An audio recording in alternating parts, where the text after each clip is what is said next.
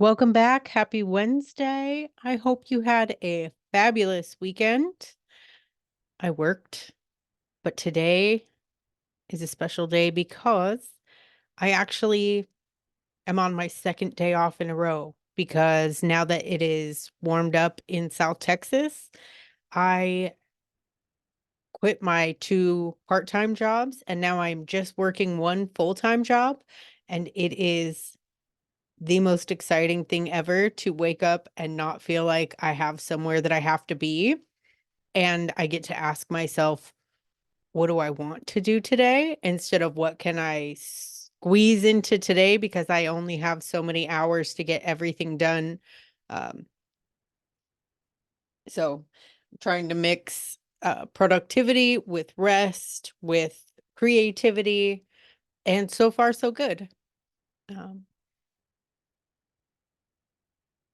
So I had a viewer question because I did reach out to you guys a few weeks ago and just ask, what are you facing? What are you dealing with that you would like, some help on? And I got a great question.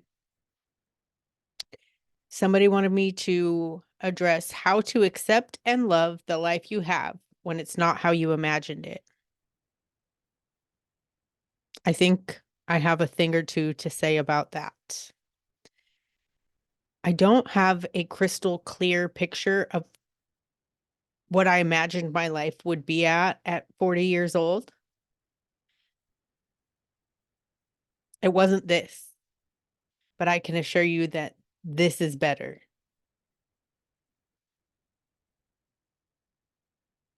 I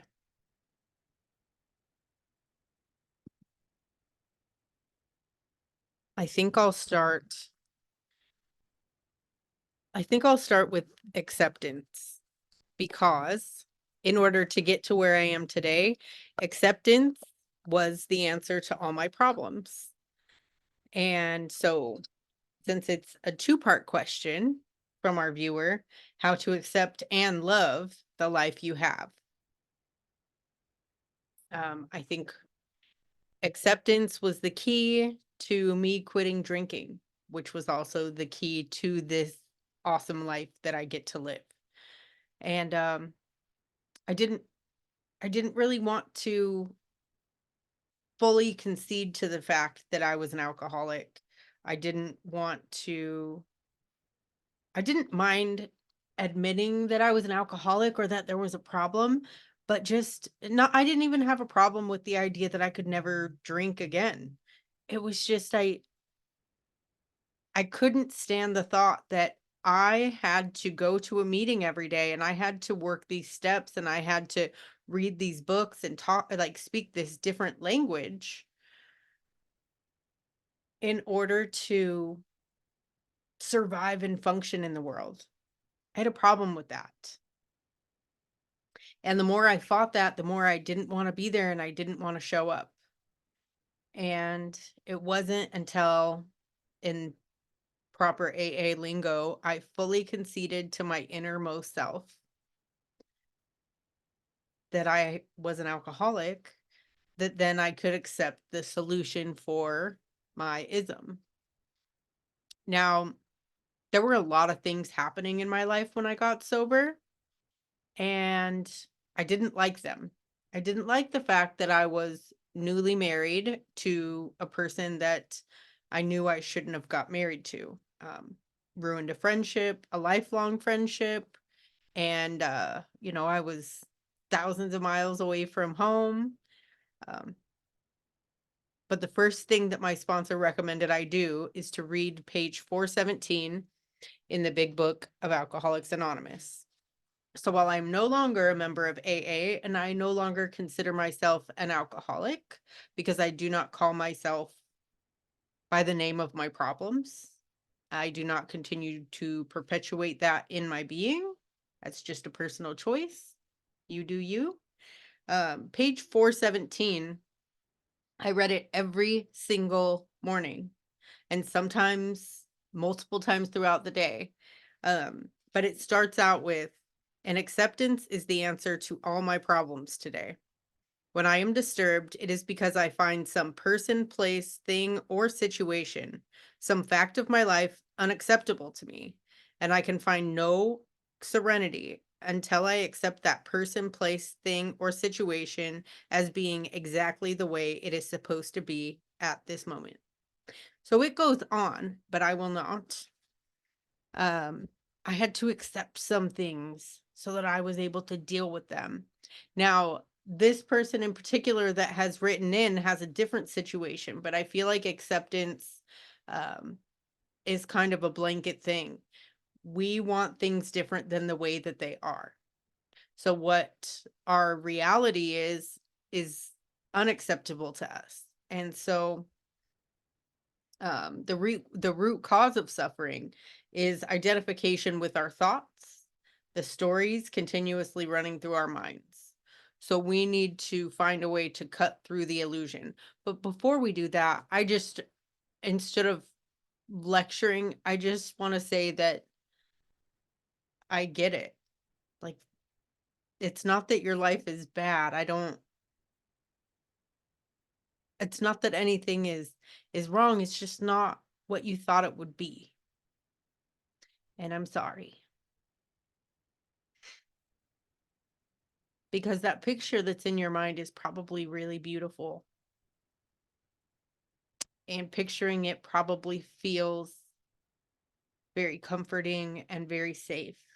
And the fact that what you're experiencing now isn't that, I'm sure you don't think that what you're experiencing now is bad, but it's just not that. And I'm sorry. So, um, something came to me where I realized that you kind of have to grieve what could have been or what would have been or what should have been. And that's not to say that it won't ever be, but I feel like grief is a big part of acceptance, and you have to grieve what you thought would be. Allow yourself to feel it a little or a lot depending on, what you have the capacity to feel. But let that grief, like let that picture actually play out in your mind or write it out, and then grieve that that's not your experience, and grieve the life that you wanted. And then when you're ready, take a take a moment and examine the life that you have. Look at what actually is happening. Like, what do you have in your life? And you can look at your problems as well as your blessings, as well as, you can look at the things that you wish were different. But also, I want you to put a magnifying glass on the things that are amazing that you don't necessarily notice every day. Like, if you're single and it's like, if you're single and you thought that you would be married, or if you're a single parent and you thought that you would be married with a big house and a big backyard and 2.5 kids, and um I want you to take a look at what you actually have and the benefits to being single, getting to make your own decisions, getting to be independent, getting to choose, when and where you travel and you go, and you get to make the decisions for your household. I mean, whatever the case may be for your situation, I want you to highlight the awesome things. For myself, I started with a list of 10 things I was grateful for every morning. And I didn't just think them and I didn't do it sometimes. It was like every single morning without fail. First thing that I did in the morning is 10 things that I'm grateful for. And some days it was just, a roof over my head or water. But when I zoomed in more on the specific things,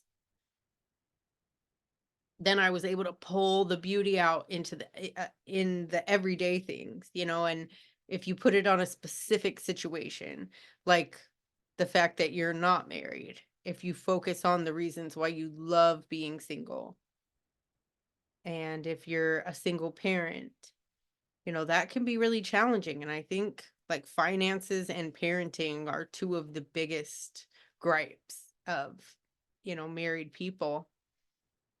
Um, I'm not saying that it wouldn't be wonderful, but I'm saying find the wonder in where you're at. Um, Embrace what your life is and look for the things you love about your life. And then add more things like those, like, solo vacations. Or if that's still something that you want to attain, then I would say things like putting yourself in a position to actually, meet people, like getting vulnerable and putting yourself out there when you're ready, if that's what you want. Um, so there's another book that came to mind when the topic of how to accept and love the life you have when it's not how you imagined it. Byron Katie. Holy Byron Katie. If you are looking for how to accept and love what is, this is your girl. Anything that is coming out of me, I mean, it's my experience with recovery, but I had Byron Katie before recovery. I've read Byron Katie after recovery. And this book, Loving What Is, 4 questions that can change your life. It's hard. It's hard. She calls it the work. And it's really flippin' challenging, but uh let me see this. The work is simply 4 questions that, when applied to a specific problem, enable you to see what is troubling you in an entirely different light. It's not the problem that causes our suffering, it's our thinking about the problem.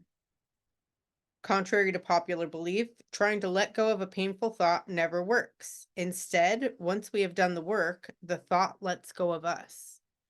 At that point, we can truly love what is just as it is. So this process helps you cut through the illusion. Um, so part of what it talks about, and I'm just sharing this because this is a similar process to what I've adapted, because I've just fallen back on this valuable wisdom that was given to me from my mother and, my dear friend Cami, and just people that have influenced me, like, emotionally and spiritually. This is invaluable. Um, so one of the things that she talks about is noticing when your thoughts argue with reality. So if we start thinking, like, if the kid is like screaming or fighting with us and we just wish that there was a dad there that could, help discipline and set a boundary, um instead of going to that place of wishing that there was something outside that could come in, um we release that. We suffer when we believe a thought that argues with what is. So we're not only suffering from the situation, but we're also suffering because we believe that there should be another piece in this situation that is not. Um, she recommends that you meet your thoughts with understanding instead of trying to let them go. Instead of trying to let them go.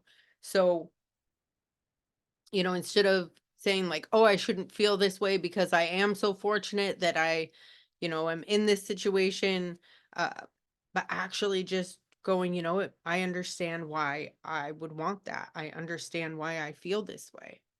Like, don't fight the feeling, don't fight the thought. Just meet it and go, "Okay, yeah, this is what I'm feeling, and that's okay." Um, but become aware of your stories. So I talk a lot about this. Like, we tell a story about ourselves. And so when you become aware of your story, then you become aware of what you're kind of perpetuating, and you can kind of look at that story and see how you would like to re-examine it and possibly rewrite it, because you hold the pen. Like, you are writing the story. And as you speak in your everyday life, and how you speak to yourself is what carries that story. And then look for the thought behind the suffering. So what is the thought that you're telling? Like, what is the thought that you're thinking that is causing you pain?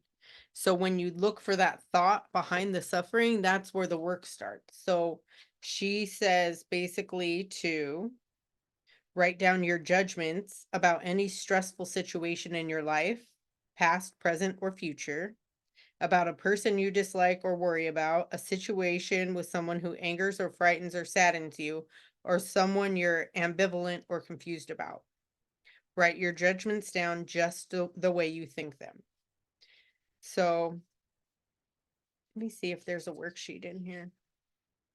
So there is, so the first thing that you would do, and you can just go online to, where is it? You can go to www.thework.com, and that will get you to the section called the work, and then it's called a Judge Your Neighbor worksheet. But it's going to ask you who angers, confuses, saddens, or disappoints you, and why. Or you can also put a situation in there. What is it about it that you don't like? And then how do you want it to change? What do you want it to do? And then the next question, what is it that they should or shouldn't do, be, think, or feel? What advice could you offer? And then, do you need anything from them? What do they need? What do they need to do in order for you to be happy? And then what do you think of them? Make a list. Remember, be petty and judgmental. And what is it that you don't want to experience in this situation again? So that's the beginning of the worksheet. Now, it's not just as simple as rattling it off in your head. Once again, pen to paper, whether you print out the worksheet or whether you just sit down and do it. I will include a link in the show notes to this website so that you can actually sit down and do this work. But once you do that, then there's inquiry. And this is where it gets good, because you ask 4 questions and then turn it around. Is it true? Can you absolutely know it's true? How do you react? What happens when you believe that thought? Who would you be without the thought? And then you turn it around and you find genuine examples of how the turnaround is true in your life. So me just explaining this is one thing, but actually going in and looking up Byron Katie, reading this book and doing the work, it changes everything. I will say, in my own experience, that just having that initial acceptance was like the gateway into building a life that I could love. But it was really, I had to accept what was. I had to accept reality and stop fighting reality. And so accepting that I could not drink safely opened it up to, sobriety is the best thing that has ever happened to me. It is the best thing that I have ever done. And, without first accepting that initial thing, I couldn't get to the good stuff. And accepting that, I had made a mistake and that I married someone that I shouldn't marry, like I had to accept that so that from there, I could either try to fix it or, dissolve the marriage, which we did because it, wasn't fixable. Um, there are just countless examples, but that's my own experience just within the last 5 years where I had to accept reality so that then I could create a different one. And so I hope that's helpful. I don't know. I may be rambling, but I felt like this was a near and dear topic. And I saw something the other day, like a reel, and it said, like, do you feel like the luckiest person on earth because you get to be you and you get to live your life?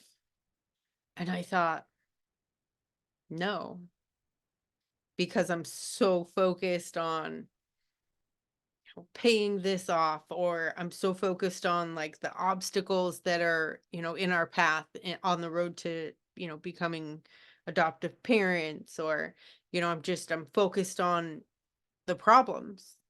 And then I looked back at when Scott and I first got together, and every single day was a gift because I was newly sober. I was in touch with reality and what is, and I wasn't arguing with reality. Every single day, things were not going my way, and I accepted them as a detour in the right direction. I was letting go of the wheel, and I was just letting life do what life does. Now, life does that anyway, but I wasn't arguing with it. I wasn't steering a different direction. I was just letting the current carry me. And every day I felt lucky to be alive, and I felt lucky to be me. And the things that kept happening in my life, I would be overwhelmed with gratitude. The people that I met, and the conversations that I had, and the mountains that I climbed, and, just the experiences that I had every single day was mind-blowingly amazing. Um, there were still challenges, but they weren't my focus because I just knew that they would pass, and that if there was a way, I would find a way, but that my worry would not contribute to them. And that was my life in early recovery. And I feel like that changed as time went on, but I was reminded of that when I saw just that reel. Like, this is everything that I prayed for and more. And it was a great reminder of that. And so was this question. Um, there are always going to be problems. There are so many just obstacles and challenges and issues that happen in our everyday life. And I feel like we have to just do our best to show up as the person that we want to be, or just do our best to get through. But if we keep our focus on what we're so grateful for, what we're so in love with about our life, we will see that because you go where you're looking. Like when you're riding a dirt bike or you're riding a quad or something and you're on a trail, if you're staring at a big rock or a big tree on your path, I know from experience you're going to hit that rock, because I've hit that rock. But if you're focused on the curve of the road and the direction that you're going to go, you're naturally going to lean that way. And the same is true for the things that are in your life. And lately, all I've been focused on is, debt and obstacles and schedules and, um, just all these little things that are in the way, instead of just keeping my eye on the prize. And then I still wake up and I'm so thankful, but I'm falling back in love with just being alive. Like, I stare at birds and I admire this little dog and just all her little weird snorts and grunts and noises. And I'm just really thankful that I get to have her in my life.